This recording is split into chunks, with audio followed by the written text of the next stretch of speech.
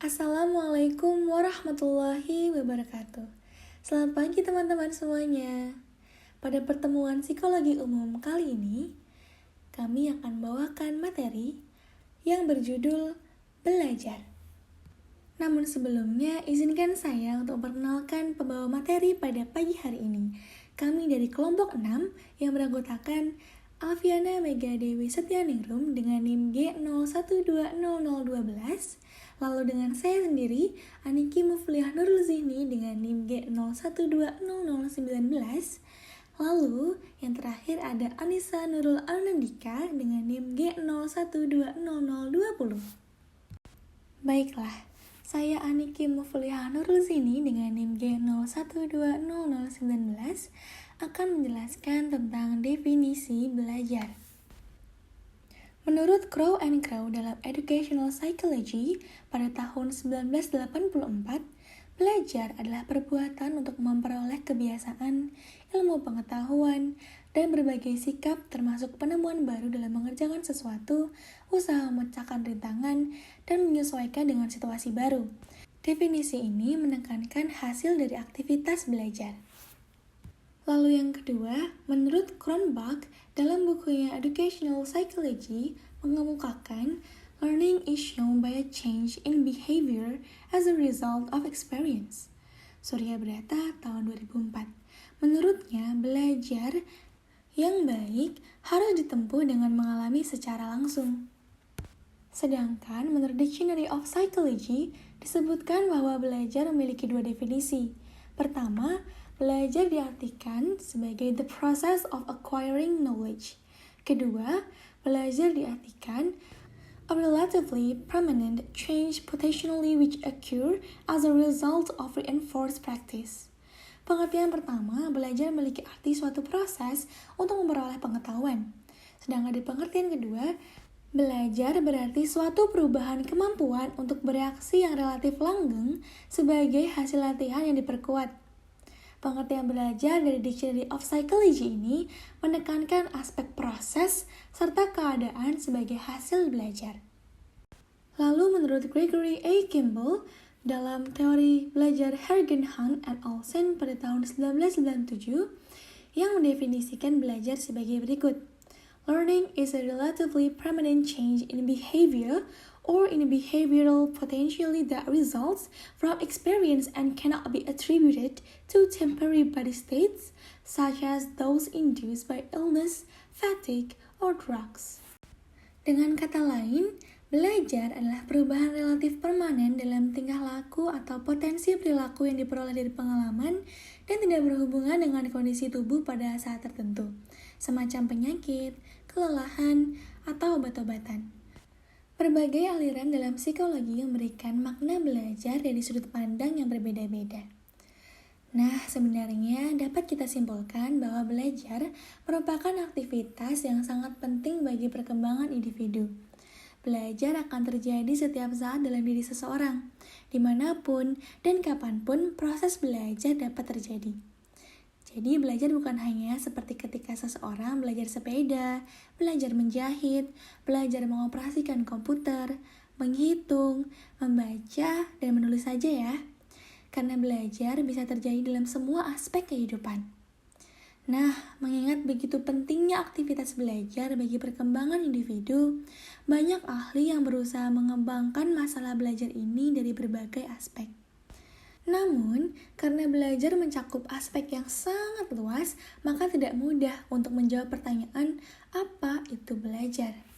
Nah, selanjutnya akan dilanjutkan oleh teman saya, Anissa Nurul. Saya Anissa Nurul, NIM 20. Kali ini saya akan menjelaskan faktor-faktor yang memengaruhi hasil belajar. Belajar tidak hanya ditentukan oleh potensi yang ada dalam individu, tetapi juga dipengaruhi oleh faktor lain yang berasal dari luar diri individu itu sendiri. Karena tidak heran bila ada anak cerdas, aktif, dan kreatif pada akhirnya dapat mengalami kegagalan dalam belajar karena faktor keluarga yang kurang mendukung contohnya.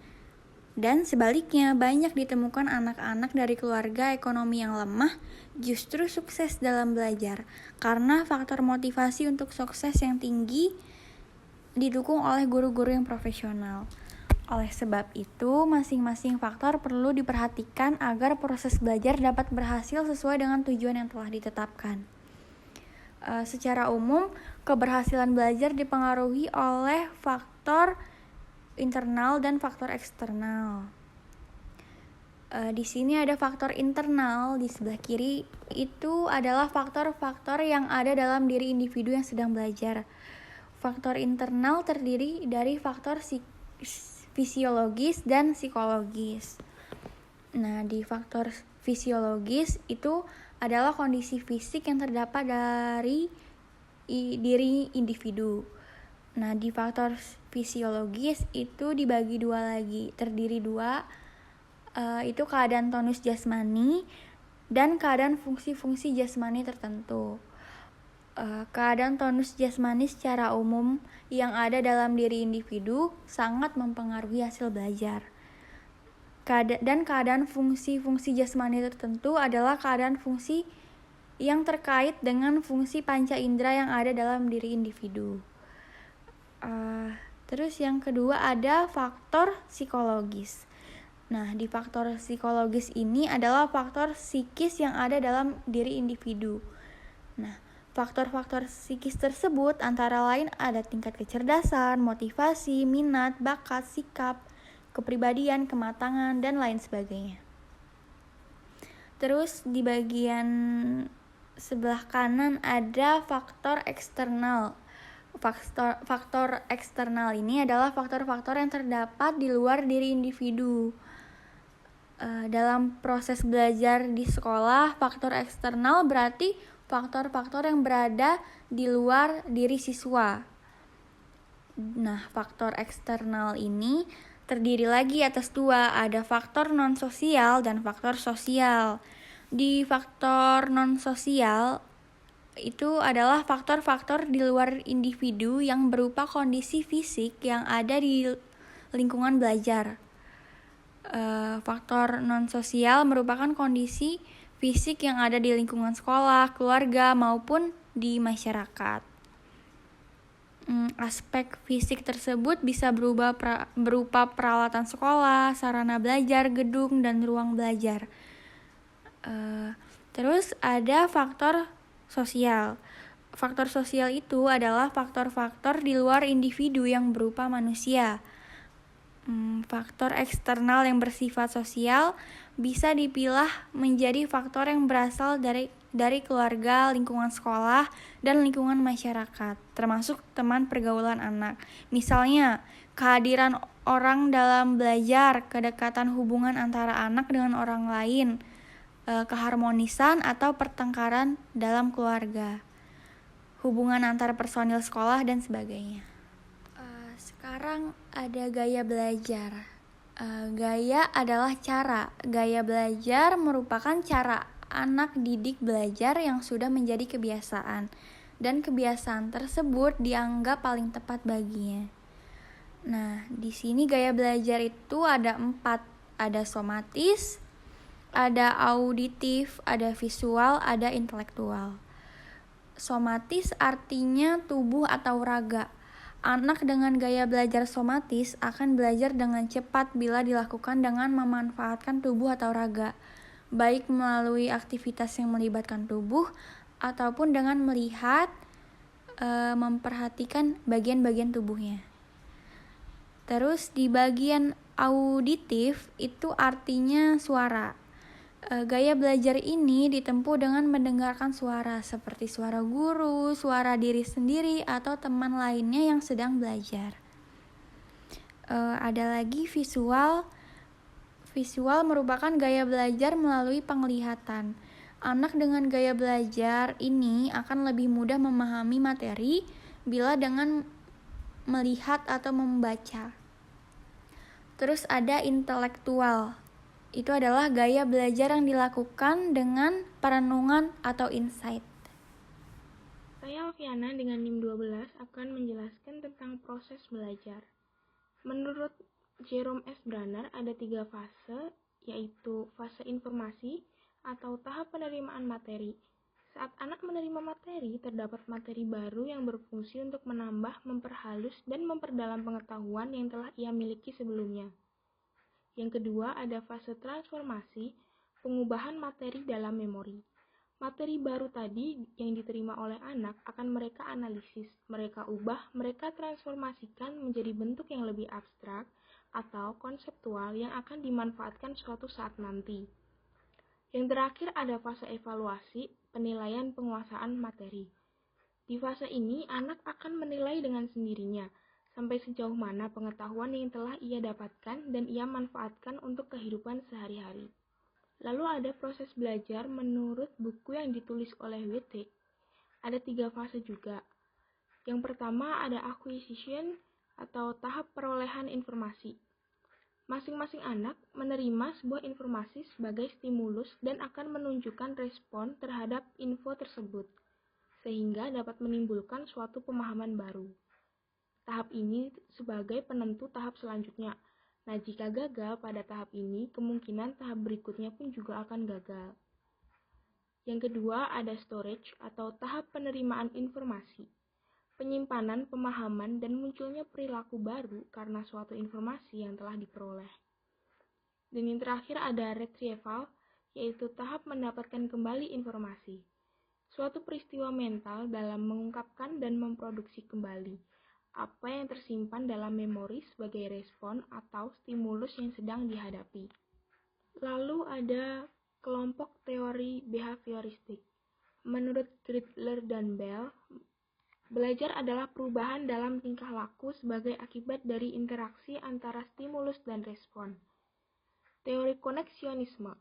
Belajar adalah proses interaksi antar stimulus, dengan dasarnya adalah asosiasi antara kesan panca indera dengan impuls untuk bertindak. Antara stimulus dan respon ini akan terjadi suatu hubungan yang erat bila sering dilatih. Yang kedua ada teori conditioning, yang dibagi lagi menjadi 2, yaitu conditioning klasik dan conditioning operan. Conditioning klasik adalah teori belajar yang lebih menekankan bahwa kesanggupan respon terhadap stimulus tertentu dapat dipindahkan pada stimulus lain. Untuk conditioning operan, istilah ini diciptakan oleh Skinner yang memiliki arti perilaku. Berbeda dengan conditioning klasik yang respon didatangkan oleh stimulus tertentu, conditioning operan ini didahului oleh efek yang ditimbulkan oleh reinforcer. Lalu ada kelompok teori kognitivistik yang lebih memfokuskan kepada bagaimana mengembangkan fungsi kognitif individu agar mereka dapat belajar dengan maksimal. Para ahli teori belajar kognitif pun berkesimpulan bahwa salah satu faktor utama yang memengaruhi keberhasilan proses belajar adalah faktor kognitif setiap anak itu sendiri. Teori Gestalt, jiwa manusia adalah keseluruhan yang berstruktur, bukan hanya terdiri dari sejumlah bagian yang terpisah dan tidak memiliki hubungan fungsional. Teori Observational Learning, suatu model untuk mempertajam kepekaan seseorang dalam menangkap stimulus lingkungan agar lebih tanggap dan reaktif. Menurut teori observational learning ini, seseorang akan memperhatikan untung dan ruginya, memungkinkan atau tidak jika ia melakukan suatu respon, dan bagaimana cara ia merespon. Yang terakhir ada teori belajar humanistik, yang berpendapat bahwa proses belajar harus bermuara pada manusia itu sendiri. Teori ini mementingkan isi dan proses belajar.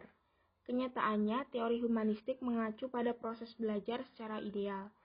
Belajar dipandang sebagai fungsi pribadi. Para ahli berpendapat bahwa belajar yang sebenarnya tidak dapat berlangsung bila tidak ada keterlibatan intelektual maupun emosional dalam diri. Baiklah teman-teman semuanya, kita telah selesai mendengarkan materi tentang belajar pada pertemuan kali ini. Untuk teman-teman yang ingin bertanya ataupun memberikan komentar, bisa langsung memberikan komentarnya dan pertanyaannya di sesi tanya jawab.